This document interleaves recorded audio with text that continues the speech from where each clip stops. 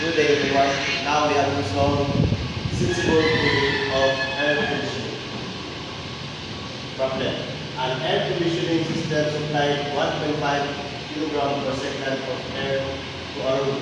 The air enters the cooling coil at 35 degrees Celsius threshold and leaves the coil at 18 degrees Celsius threshold.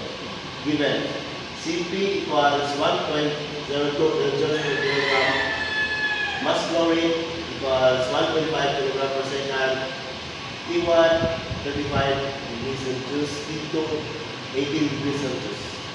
And the required is A. The sensible cooling capacity of air conditioning. B. The sensible cooling capacity of fan of refrigeration. We have a solution. A. Qs equals MCP delta T. Then we need to plug in the given 1.5 mass flow rate, 1.02 Cp. Then our delta T is T1 minus T2, 35 minus 80. The answer is 26.01 kilowatts.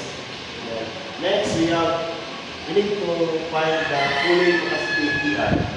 We have a formula. Cooling capacity PR equals 26.01 over 3.517 equals 7.25 PR. And that's all. Thank you.